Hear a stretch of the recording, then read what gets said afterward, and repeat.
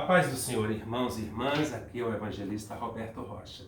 Que Deus abençoe todos os que estão ouvindo este estudo e como nós aprendemos no primeiro estudo de quem é Satanás, podemos ir ali no primeiro estudo e você entenderá de onde desta entidade veio. Logo em seguida, no segundo estudo, nós aprendemos sobre Adão e Eva, o Jardim do Éden, o que aconteceu quando eles pecaram, o que aconteceu 1656 anos depois que eles foram expulsos do Jardim do Éden. Um homem chamado Noé foi instruído por Deus a construir uma arca e dali se iniciou-se a nova humanidade, ou seja, através dos filhos de Noé, Sem, Cão e Jafé, iniciou-se novamente um período onde a humanidade proliferou na Terra, vindo desses três homens. Nós aprendemos também que, através do filho chamado Sem, a sua genealogia traria os homens que preparariam o caminho para o Redentor. Então, nós temos Abraão, que nasceu da linhagem de Sem. E Abraão nasceu 292 anos logo depois do dilúvio, né? Isso representa o ano de 2052 a.C.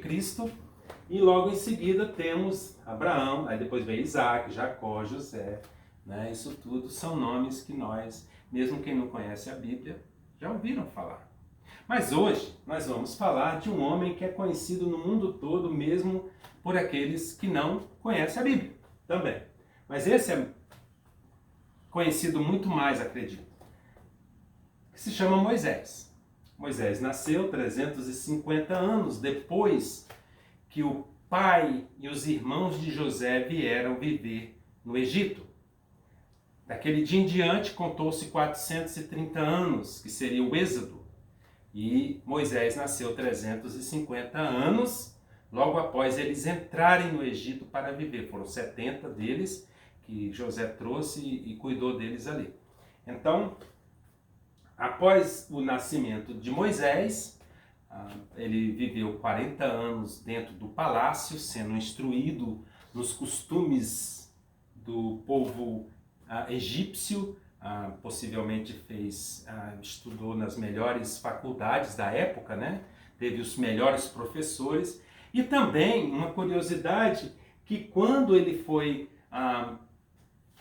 nasceu, o faraó havia descoberto que nasceria um homem que libertaria o povo israelita dos egípcios. Então ele resolveu mandar matar todos os babies de 2 anos abaixo. Moisés era um desses. Só que Moisés foi salvo por sua mãe quando ela colocou no rio e Deus conduziu aquele bebê dentro daquela basquete até a filha de Faraó.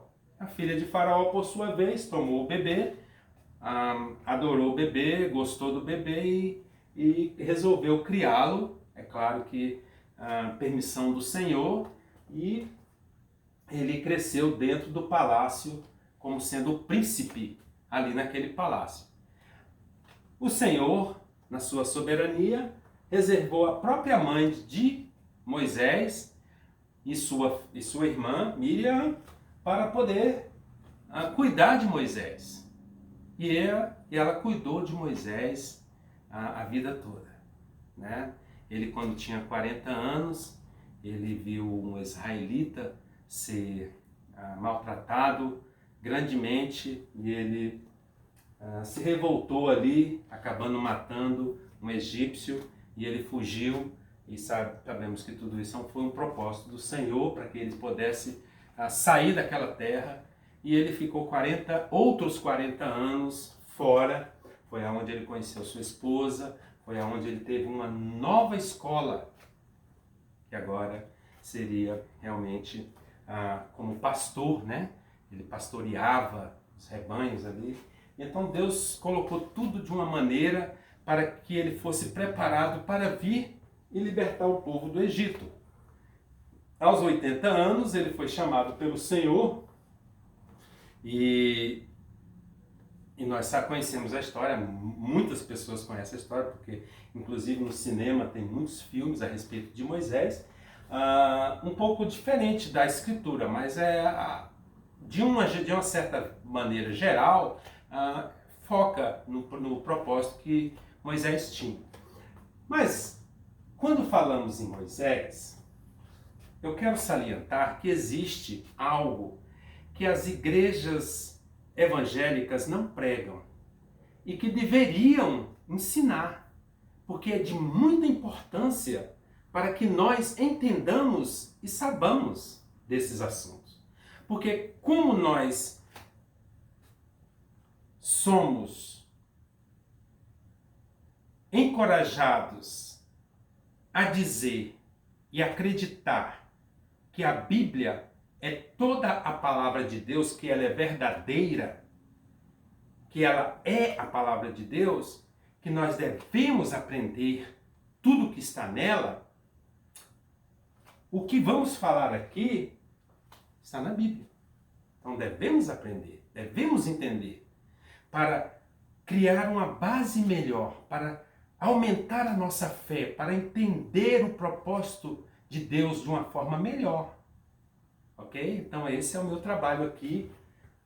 Eu exponho, como eu sempre falo, eu exponho de uma maneira simples, para que aquele que está investigando possa entender, e para aquele que ainda se diz cristão e que ainda não buscava muito entendimento, e quando resolveu buscar, o Senhor enviou para este canal, que possa ser algo que venha acrescentar em sua vida. Através de Moisés, o Senhor instituiu 7 festas, tá? E essas 7 festas foram vividas pelos judeus. E são até hoje pelos judeus que não aceitam Jesus Cristo como Senhor e Salvador de suas vidas. Mas tem uma representação muito grande, precisamos entendê-las. Como também o tabernáculo. O tabernáculo, aqui eu fiz uma planta baixa, para que nós entendamos também o significado do tabernáculo. Porque sem esse entendimento, nós não teremos muita base. Tá? A Escritura nos dá base, por isso a Escritura diz que nós devemos obter conhecimento todos os dias, porque a palavra é a única que liberta. A palavra que fala-se não é a palavra de alguém ou a palavra... Não, é a palavra Bíblia. São as Escrituras sagradas. Cada vez que você estuda e guarda ela no seu coração e medita dela de dia e de noite, como a própria Escritura nos aconselha, você está trilhando um caminho em direção ao nosso Senhor, à cidade celestial, a ser recebido por Ele naquele grande dia. Tá? Tem a ver muito com obediência. Então, nós temos essas 7 festas, que os números também têm um valor muito grande, é outra coisa que não é pregado nas igrejas evangélicas. Os números para o Senhor é muito importante. Tá? Por isso, o 7, por exemplo, é o número do tempo de Deus. Quando entendemos isso, temos mais entendimento do quanto está próximo, inclusive, da vinda de Jesus Cristo, que vai acontecer no nosso tempo agora. Tá? Então, por exemplo, foi dado a Moisés a estabelecer essas 7 festas, ensinar ao povo que estava saindo do Egito. Não existiam essas festas antes. Tá? Então, a primeira festa foi a Páscoa. A Páscoa é a representação do Cordeiro que haveria de vir para tomar sobre si todos os pecados do mundo. Só que até que acontecesse isso, até que esse Redentor viesse como o Cordeiro Imaculado, como o Cordeiro que iria tirar os pecados do mundo, até que ele viesse, era preciso que praticasse-se todos os anos,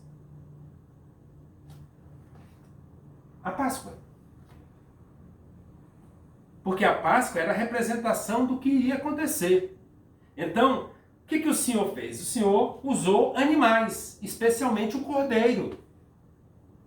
Então, todos os anos, as famílias se reuniam, né, para que no dia da Páscoa eles trouxessem um cordeiro de 1 ano de idade, sem defeito, limpo, para ser sacrificado no templo,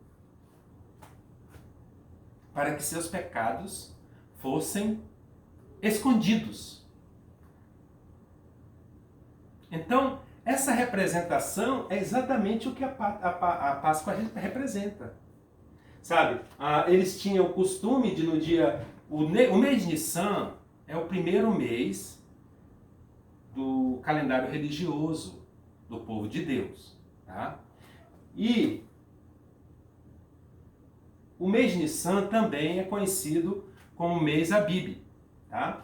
Então, no dia 10 desse mês, eles traziam esse cordeiro para dentro de casa e ficavam analisando. No dia 14, ele era sacrificado. Então, foi exatamente o que aconteceu com Cristo. Tudo de acordo com a palavra. A tipologia é o que Deus usa. Parábolas é o que Deus usa. Você entendeu?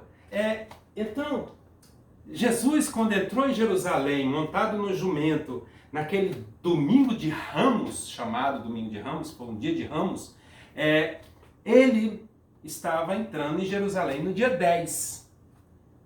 Por quê? Ele ia ter alguns dias que ele ia ser analisado se ele tinha culpa, se ele era uma pessoa impura, alguma coisa assim. Era o cordeiro que estava sendo analisado. Não foi achado pecado nele, nós sabemos disso. Né? Mas ele foi crucificado, né, como representação do cordeiro que seria sacrificado para tomar sobre si todo o pecado do mundo. Então, antes, as pessoas matavam os cordeiros para que seus pecados fossem escondidos.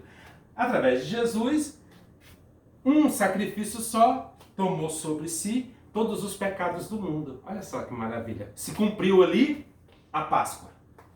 Acabou. Não mais Páscoa. Entendeu?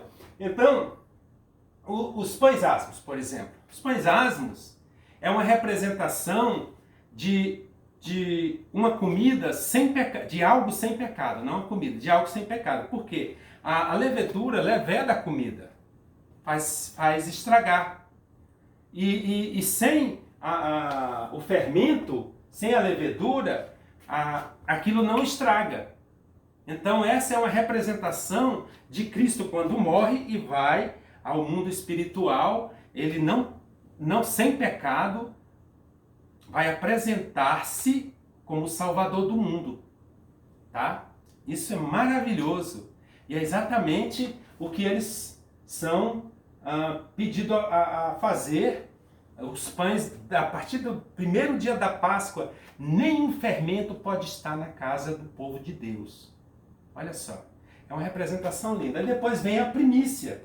A primícia, na realidade, é quando Jesus ressuscita no terceiro dia, e a Escritura mesmo diz lá em 1 Coríntios 15, 20, que ele é o primogênito dentre os mortos.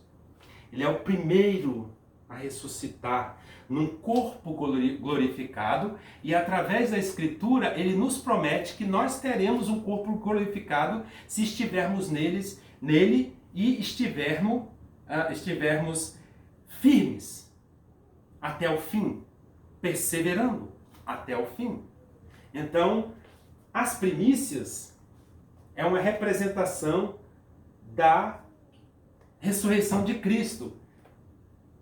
Como celebração deles era quando eles, antes da colheita das suas plantações, vinham aqueles frutos que davam em primeiro lugar antes da colheita ser estabelecida, né? Vinham aqueles primeiros frutos e eles que nasciam tão bonitos, eles tiravam e traziam para o tabernáculo, para o templo, para oferecer ao Senhor. Então, essa é uma das tipologias, significado do que seria Cristo como o primeiro a nascer, a ressuscitar dos mortos. Não é? Então, logo em seguida, logo no início da Páscoa, começa a se contar 49 dias, tá? Até uma celebração chamada de Pentecostes. A celebração de Pentecostes é muito importante, porque quando o povo saiu do Egito, que Moisés os trouxe para o outro lado do Mar Vermelho, contou-se 49 dias até que Moisés trouxe as placas da lei para o povo. Essa é a representação que, quando Jesus foi morto, foi contado 49 dias até o dia de Pentecostes, para que o povo recebesse não a lei escrita na pedra, mas aquela lei que viria através do Espírito Santo, que testificaria no seu coração. Esse é o significado. Você vê que tudo é uma sombra do que estava acontecendo e que aconteceu quando Cristo veio. Então, é muito importante que nós entendamos que tudo Cristo cumpriu de acordo com todas as letras, tá? Então, o Pentecoste é o início da colheita. É o início da colheita de todo o mundo. É quando Jesus diz: vá, pregue o evangelho a todas as nações, todos os povos, todas as línguas. É uma colheita, chamando todos a viverem em Cristo. Essa é a nossa responsabilidade. E isso vem ali quando o Espírito Santo desce e começa a revestir todos os homens com autoridade e poder para agir no nome de Jesus Cristo. Para, através dos dons, curar, expulsar demônios. Então isso é uma representação muito bacana. As trombetas representam o arrebatamento. É uma festa que representa o arrebatamento da igreja. Porque ao ouvir o som da trombeta, nós lemos lá em 1 Tessalonicenses, no capítulo 4. Vamos lá.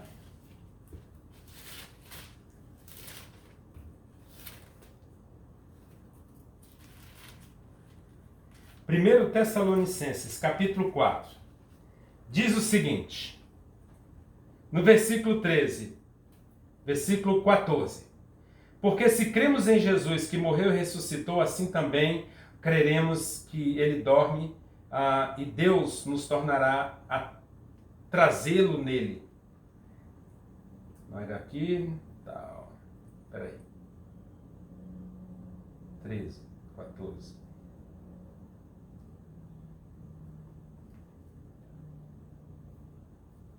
Aqui, no versículo 16 do capítulo 4 de 1 Tessalonicenses diz: porque o mesmo Senhor descerá do céu com alaridos e com voz de arcanjo e com a trombeta de Deus.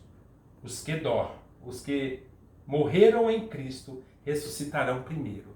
E logo em seguida os que estão vivos ressuscitarão e serão recebidos por Jesus nos ares.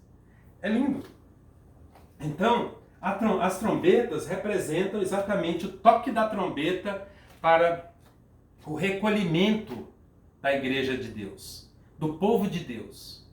Tá? Então, se iniciará um tempo aonde chamamos de a grande tribulação. Tá?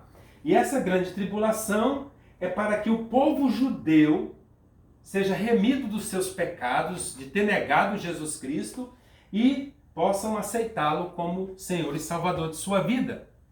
Eles serão muito judiados no tempo da tribulação, mas esse é o propósito de Deus, porque eles negaram antes e foi dado aos povos de toda a terra o evangelho de Jesus Cristo para todo aquele que nele crê, não pereça, mas tenha vida eterna, inclusive os judeus. Agora, aqueles que não aceitaram Jesus Cristo até essa época, esses passarão por um tempo de tormento para que se arrependam e aceitem Jesus Cristo. Aí logo em seguida teremos as festas dos tabernáculos, que representam 1000 anos de paz, aonde nós sabemos que é o milênio, né, que Jesus Cristo estabelecerá na terra, e por 1000 anos ele governará em pessoa entre nós. Esse é o último teste, tá? Como eu te falei antes, é muito importante que nós entendamos os números. Eu estou começando a estudar sobre os números e vou dar chama-se guimetria, e nós vamos aprender um bocado a respeito disso. Mas eu quero que vocês entendam que cada festa dessa daqui é uma representação do nosso Senhor Jesus Cristo e que hoje faz parte de nós. Uma das coisas que os discípulos e os que seguiram Jesus Cristo, não só as perseguições que haviam, também era porque eles já não, logo após aceitarem Jesus Cristo, já não precisavam mais sacrificar animais. Eles já não celebravam a Páscoa com sacrifício de animais por pecados, porque Jesus Cristo já havia feito, né? Então, isso tudo a gente tem que pensar, é interessante, né? Então, quando nós vimos aqui o tabernáculo, Moisés foi instruído a construir um tabernáculo onde o povo pudesse vir, sacrificar os animais, né? Então tinha 3 partes, era dividido em 3 partes, como nós vemos aqui.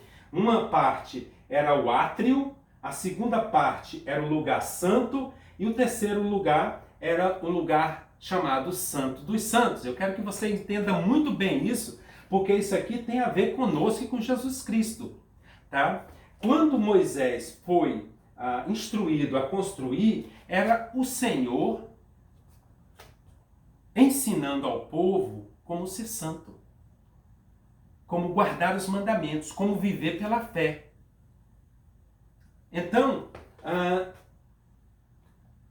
o átrio, por exemplo, significa o nosso corpo. Vamos só dividir aqui alguma coisa, né? Significa o nosso corpo, o átrio. O lugar santo significa a nossa alma. E o lugar santo dos santos significa o nosso espírito. Tá? Quando nós aceitamos Jesus, nós entramos primeiro por essa entrada, que é a entrada do átrio, onde a gente sacrifica, através do sacrifício de Jesus Cristo, nós somos limpos. Então nós entramos aqui é o lavatório, é uma bacia de água que representa o batismo. Quando nós nos batizamos, nós estamos dizendo que entendemos o sacrifício de Jesus Cristo e que queremos viver uma vida santa de acordo com seus ensinamentos. Então, se batizamos para morrer por um homem velho e ressuscitamos para um homem novo, que somos agora uma nova criatura. Aí entramos aqui no lugar santo. No lugar santo nós temos uma mesa com 12 pães. 12 representa governo, tá? Então agora nós passamos a estudar, a comer o pão da vida, que é Jesus. Então esse pão aqui representa o pão da vida, que é Jesus. Aqui temos o altar de incenso, é onde nós começamos a ter uma vida prática de oração, né? Na medida que estamos comendo a comida santa, que é o pão da vida, que é as Escrituras, que é Jesus, nós passamos a ter uma vida naturalmente em oração, porque queremos ter um relacionamento com Deus. E passamos a ser a luz da vida, do mundo. Passamos a ser a luz do mundo, que é a representação da menorá, que é o castiçal, né? Aqui nós sabemos que Cristo é o meio e os do lado assim, isso representa a árvore, que é enxertado os frutos, né, no canto e um do outro, os galhos, para que possamos dar fruto. Então somos a luz do mundo, né? Então, quando nós começamos a praticar isso, nós agora temos liberdade de entrar no Santo dos Santos, Porque já temos um relacionamento com Deus. Tudo isso é a significação desse tabernáculo. É tanto que as Escrituras nos ensinam que que o tabernáculo de Deus não é criado por mãos humanas, mas sim por Ele.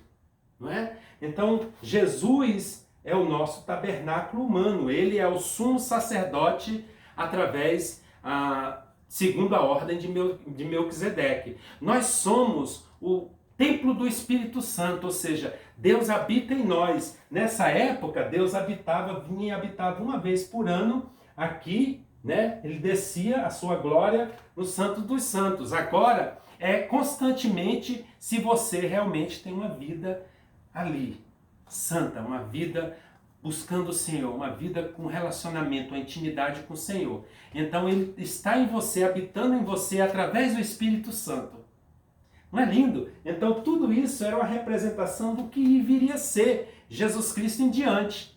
Então quando Jesus Cristo ascendeu ao céu, Ele nos deu o poder e a autoridade para agir no nome dEle na terra, como parte do reino.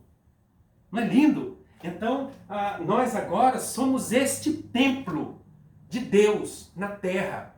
Não é os 4 paredes que todo mundo diz, o meu altar eu dediquei para ser santo. Não, não, santo, a igreja somos nós.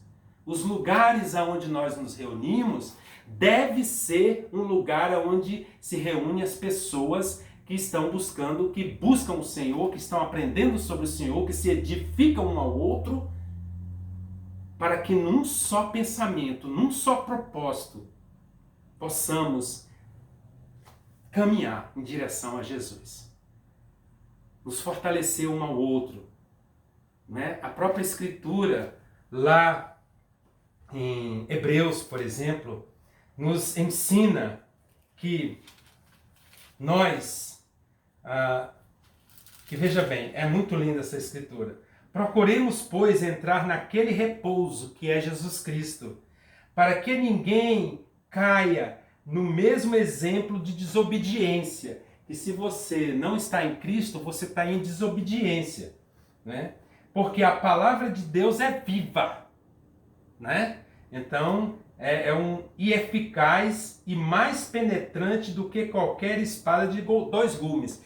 O que ele está dizendo ali? Que a palavra ela é tão viva que ela te muda. É através da palavra que você conhece a Deus, entende a Deus. Que é através da palavra que a sua vida é transformada. Porque você começa a seguir a palavra, ela começa a ser algo que você medita de dia e de noite. Então a Escritura aqui em Hebreus 4, no versículo 11 em diante, fala disso. Né, que ela é mais penetrante do que qualquer espada de 2 gumes. Penetra até a divisão da alma e do espírito, das juntas e medula. Aí já Deus nos dando mais uma dica sobre a divisão nossa, né, que é corpo, alma e espírito. Que a alma, o espírito e as juntas e medulas são a carne. E é apta para discernir os pensamentos e a intenção do coração. Você, quando estuda a palavra, você começa a se dar conta de que você está sendo, quando você é levado a um erro, sabe, alguma coisa que vem acontecer errado, você já, por causa da palavra, você já, pelo temor a Deus, você já se afasta. Porque a palavra está penetrando no seu coração, está te dizendo, isso não é certo, isso não é errado, isso é errado.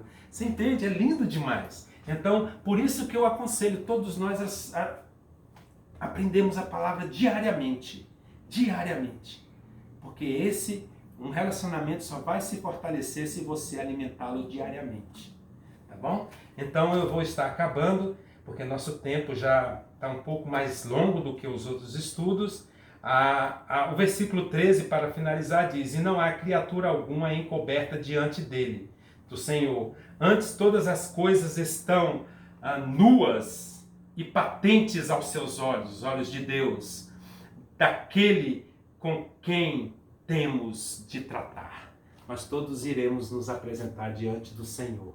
E por isso que o Senhor nos pede que tenhamos uma mente sem culpa, para que possamos ser achados sem culpa naquele grande dia e possamos ser levados por Ele naquele grande dia do arrebatamento, na ressurreição do povo de Deus, aonde teremos o nosso Senhor Jesus Cristo como Senhor, para adorar, para abraçá-lo, para entrar na cidade celestial. Vai ser lindo.